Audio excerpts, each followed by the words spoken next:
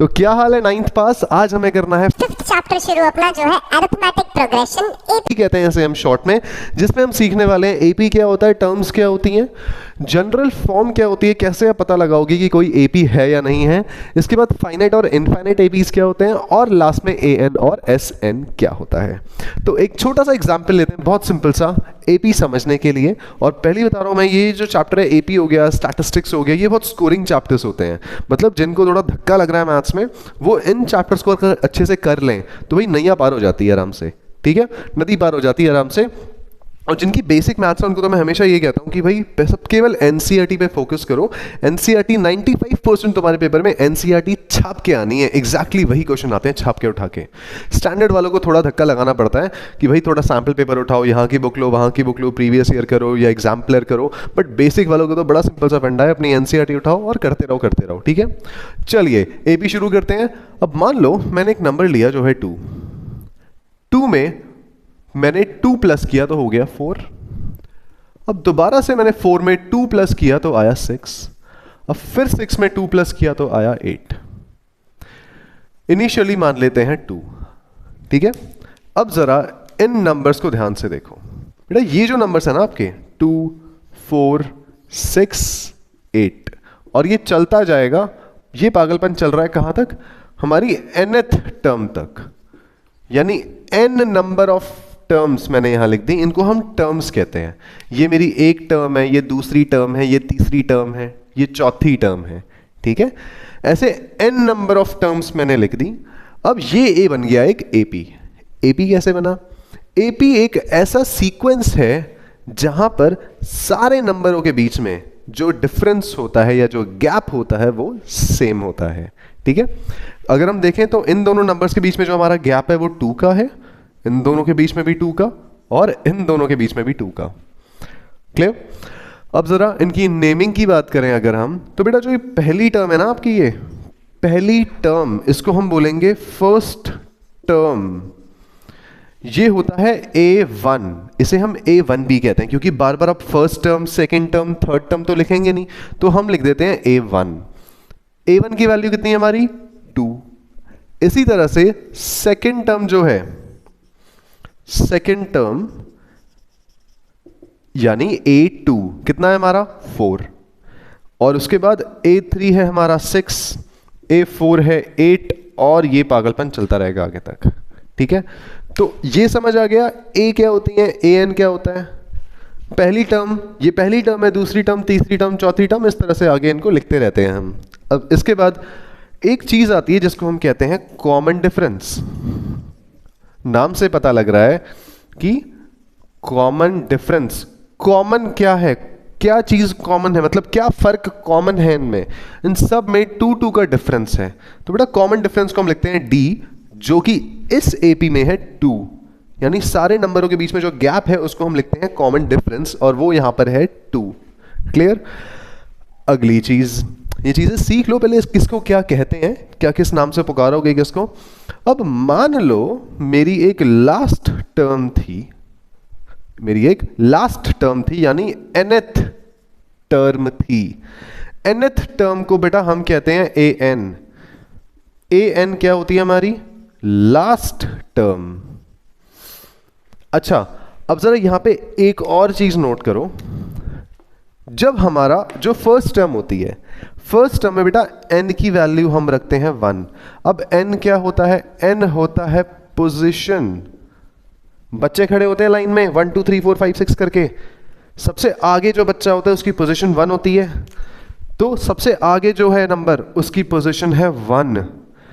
अगला जो नंबर है A2, इसमें n की यानी पोजीशन क्या है इसकी?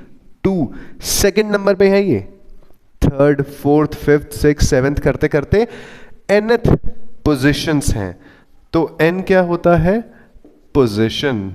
समझो जरा इसको, वो पोजीशन है, उस पोजीशन पे जो नंबर है उसे हम कहते हैं A1, A2, A3, A4, जिस भी पोजीशन पे है वो। क्लियर? जैसे अगर अभी भी समझ नहीं आया तो यहां देख लो, मान लो ये पोजीशन है जहां पर n की वैल्यू है 1, यहां पर n की वैल्यू है 2, यहां पर n की वैल्यू है 3। ठीक है, बट इन वैल्यूज पे नंबर कौन से लिखे हैं, मान लो मैंने यहां लिख दिया 5, मेरे इसी एपी का अगला नंबर क्या होगा, 10 हो सकता है, और फिर उसके बाद अगर इसका दूसरा नंबर 10 है तो तीसरा क्या होगा, 15, 15। तो यहां पर n मेरा 1 होगा, बट A1 जो होगा वो होगा 5, नंबर जो होगा 5, और यहां पर N2 होगा, और जो A2 होगा वो होगा 10, और A3 होगा 15। आई होप इतना क्लियर है सबको, ठीक है। यहां तक की चीजें नोट कर सकते हो। AN लिख लिया हमने। एक और चीज आती है जो बाद में आएगी तुम्हारी, वो है SN। AN समझ आ गया, अब SN देख लो क्या होता है एक बार बेटा। SN मतलब होता है sum of n number of terms. मतलब क्या है, मतलब ये है इसका, मान लो मैंने पहले 3 नंबर लिए, ठीक है, इन तीनों को प्लस करके जो आएगा उसको हम बोलेंगे SN। इन तीनों नंबर को प्लस करके जो आएगा उसको हम बोलेंगे SN। इसी तरह से अगर मैं इस AP की बात करूं, या एक और AP ले लेते हैं, मान लो 3, 6, 9, 12 करते करते ये जा रहा है 30 तक। तो इन सबको प्लस करके, यानी 3 + 6 + 9 + 12, कोई तुमसे पूछे कि भाई इन सारे नंबरों को प्लस करके क्या आएगा, सबको प्लस थोड़ी करते रहोगे पागलों की तरह। क्या करना है इसमें, इसमें लगेगा SN का फॉर्मूला। अभी ये फॉर्मूले क्या होते हैं मैं बताऊंगा कौन से फॉर्मूले हैं। 2 फॉर्मूले आएंगे अभी हमारे, एक आएगा AN का फॉर्मूला और एक आएगा SN का। पहली एक्सरसाइज में AN भरा हुआ है, दूसरी एक्सरसाइज में SN भरा हुआ है, चैप्टर खत्म हो जाएगा तुम्हारा आराम से।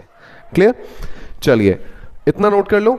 अब जरा यहाँ पे AN और मैं SN का फॉर्मूला बता देता हूँ। देखो AN मतलब क्या होता है, AN मतलब मान लो एक और हमने AP ले लिया, चलो पहले एक AP ले लेते हैं। मैंने मान लिया 3, 6 9 आएगा, 9, 12, 15, ये एक AP है। यहां जरा जो जो चीजें दे रखी हैं पहले उन्हें लिख लेते हैं। बेटा फर्स्ट टर्म क्या दे रखी है, यानी A1 जिसको हम A भी कहते हैं, ये हमें दे रखा है 3। अभी डिफरेंस क्या दे रखा है, जरा डिफरेंस देखो कैसे निकालते हैं। डिफरेंस हमेशा हम राइट माइनस लेफ्ट करते हैं। क्या करते हैं, राइट वाली टर्म माइनस लेफ्ट वाली टर्म। क्लियर, यहां पर राइट वाली टर्म कौन सी है हमारी, A2 माइनस A1 होगा, ठीक है, A2 माइनस A1 होगा। अभी A2 माइनस A1 कितना होगा, 6 - 3, जो कि हमारा डिफरेंस आया 3 आ गया डिफरेंस। अभी इसके बाद A1 आ गया, D आ गया। अभी हमें निकालना है, कोई अगर मुझसे पूछे कि भाई इस AP में बताओ 10वीं टर्म कौन सी होगी, ये A1 है, A2 है, A3, A4, A5, ऐसे करते करते A10 क्या होगा, कोई अगर ये पूछे तो लगेगा फॉर्मूला। फॉर्मूला किसका, AN का। अब गौर से देखो कैसे, बहुत सिंपल सा है बेटा। AN का जो फॉर्मूला होता है वो होता है A + n - 1 × D। Clear, A + n - 1 × D। अब हमें केवल वैल्यू पुट करनी है और हमारा आंसर निकल के बाहर आ जाएगा। चलो, A की जगह क्या आएगा, 3 + n - 1। अभी देखो n की जगह हमारा आएगा 10, क्योंकि हमसे पूछी क्या जा रही है, 10th वैल्यू, 10वीं वैल्यू क्या होगी। तो n की जगह हमारा 10 आएगा, और इसी तरह से यहां पर भी n की जगह 10 आएगा, मल्टीप्लाई D मतलब मल्टीप्लाई 3। जरा साइड में रब कर लेते हैं और उसे आगे सॉल्व करते हैं फटाफट से। A10 = A10 क्या आएगी हमारी, 10th टर्म क्या आएगी हमारी, 3 + 10 - 1 होता है 9 × 3, ठीक है। तो 3 + 9 3 = 27, जो आएगा 30। मतलब जो इसकी 10th टर्म होगी बेटा वो होगी 30। और सही भी है, क्रॉस चेक करो। देखो क्रॉस चेक कैसे करोगे, 3 की टेबल लिखी थी मैंने, और 3 10 कितना होता है, 30 होता है। पता लग गया। इसी तरह से हमसे कोई भी टर्म पूछे, अगर ये बोल दे कि 100th टर्म निकालो, 200th टर्म निकालो, सीधा फॉर्मूला लगाओ और n की जगह पे जो टर्म पूछी जा रही है उसी टर्म को लिख दो, A निकालो, D निकालो, वैल्यू चिपकाओ, आंसर बाहर। क्लियर। अब इसके बाद एक और चीज, आप कैसे पता लगाओगे कि कोई भी सीक्वेंस AP है या नहीं है, ये कैसे पता लगाएंगे, जरा इस पे ध्यान दो। ये सब नोट कर लो फटाफट से। अब यहां पर जरा 2 सीक्वेंस लेंगे अभी हम, और देखेंगे भाई वो आपके एपी है या नहीं है। पहला सीक्वेंस मैंने ले लिया 2 8 14 20 और ये चलता जा रहा है। अगला सीक्वेंस मैंने लिया 2 7 14 19। अब इन दोनों में से हमें बताना है कि एपी कौन सा है। देखो कैलकुलेट करके तो सबको दिख जाएगा कि भाई किस में डिफरेंस क्या है, बट एक्चुअली में कैसे कैलकुलेट करना है, कैसे आपको प्रेजेंट करना है एग्जाम में, वो मैं एक बार बता रहा हूँ।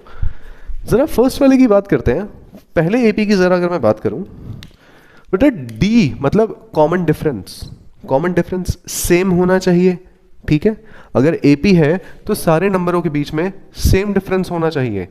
तो डी को हम लिख सकते हैं a2 माइनस a1, ये होना चाहिए a3 माइनस a2 के। कैसे? a1 ये रहा, इसको मिटा देता हूं, a2 ये रहा और a3 ये रहा। अब जरा देखो मैंने लिखा क्या, जरा गौर से देखो। a2 माइनस a1 यानी 8 माइनस 2 अगर 14 माइनस 8 के बराबर है, दैट इज 8 माइनस 2। a2 क्या है हमारा? a2 8 है और a1 क्या है हमारा? 2 है। अगर ये मेरा आ रहा है a3 माइनस यानी 14 माइनस 8 के बराबर, तो ये AP होगा। ये 6 है और इनको माइनस करके भी क्या आएगा हमारा? 6 आएगा। तो यस, ये AP है। क्लियर?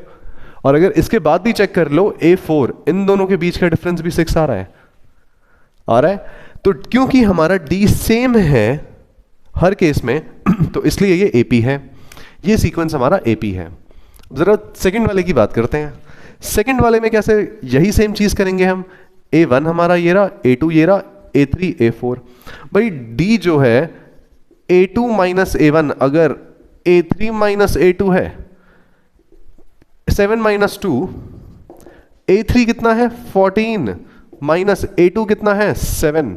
देखो 7 माइनस 2 होता है 5 और 14 माइनस 7 होता है 7, जो कि इक्वल नहीं है, तो ये AP नहीं है। इस तरह से आपको रिप्रेजेंट करना है। अगर कोई भी क्वेश्चन आता है, अभी हमारा 5.1 में बहुत सारे ऐसे क्वेश्चन आएंगे, बहुत अच्छे अच्छे क्वेश्चन आएंगे जिसमें हम देखेंगे कि वो AP है या नहीं है, ठीक है। डी निकालेंगे उसमें हम, बहुत ट्रिकी क्वेश्चन है, बहुत अच्छे अच्छे हैं। तो ये पूरा एक बहुत ही ज़्यादा ब्रीफ ओवरव्यू था। हमने क्या क्या कर लिया अभी तक? AP क्या होता है, टर्म्स क्या होती हैं, A D ये सब क्या होते हैं, जनरल फॉर्म के बारे में हमें पढ़ना है जरा। देखो AP की जनरल फॉर्म क्या होती है। जनरल फॉर्म मतलब अगर मैं एक सीक्वेंस ले लेता हूं 10 20 30 40। अब जरा गौर से देखना, पहली टर्म को मैंने बोला A, अगली टर्म को मैं A प्लस D बोल सकता हूं, ठीक है। इसके बाद इसको A प्लस 2D बोल सकते हैं और इसको A प्लस 3D बोल सकते हैं। अब काफियों की बत्ती गुल हो गई होगी, देखो कैसे। A तो होती है हमारी फर्स्ट टर्म, फर्स्ट टर्म ये रही। जरा इसको कैलकुलेट करो भाई, A कितना था, यानी फर्स्ट टर्म कितनी थी हमारी? 10 थी। और बेटा डिफरेंस कितना था हमारा? वो भी तो 10-10 है सबके बीच में, तो आ गया 20। अब जरा थर्ड को कैलकुलेट करो। A कितना है हमारा? 10 है, प्लस 2 इंटू D कितना है? वो भी 10 है। ये कितना हो गया? 10 प्लस 20, ये आ गया हमारा 30। 30 आ गई टर्म, यहाँ पे 20 आई थी। इसी तरह से ये भी हमारी 40 आ जाएगी। तो एक चीज यहां से हम डिडक्ट कर सकते हैं, वो क्या है बेटा? अगर मुझे an निकालना हो, जो अभी an का फॉर्मूला बताया मैंने, a plus n minus 1 into D, वो फॉर्मूला यहीं से आया था। ऐसे ही बनता वो फॉर्म, ऐसे ही बनता वो फॉर्मूला, ठीक है। मतलब अगर आपको A100 निकालना है, मान लो अगर आपको निकालना है A100 मान लो, तो ये क्या हो जाएगा? a plus 99d। अरे 99 कैसे हो गया? सॉल्व कर लेते हैं बेटा। n की वैल्यू क्या थी हमारी? 100। n की वैल्यू क्या है? 100 minus 1 into D, a plus 100 minus 1 99d। इस तरह से कुछ भी निकालना हो, कोई भी अगर सीक्वेंस निकालना हो, तो बेटा A5 अगर निकालना हो तो A5 को कैसे लिखेंगे हम? a plus 4d। A3 को कैसे लिखेंगे? a plus 2d। सेम यही चीजें सारी इस तरह कनेक्ट करती हैं, ठीक है। यहां पे भी A2 जो था हमारा, सेकेंड टर्म जो थी, इसका फॉर्मूला क्या बना था? a plus D. Third term जो थी हमारी a प्लस 2d, और ये जो हमारी फोर्थ टर्म थी यानी A4, ये था a प्लस 3d। एक n माइनस कर देते हैं, ठीक है बेटा। ये था हमारा इंट्रोडक्शन। अब शुरू करते हैं एग्जाम्पल से इस चैप्टर के तो ये था इंट्रोडक्शन इस वीडियो में। अगली वीडियो में एग्जांपल्स के साथ, तब तक के लिए कीप ट्रैकिंग द कॉन्सेप्ट।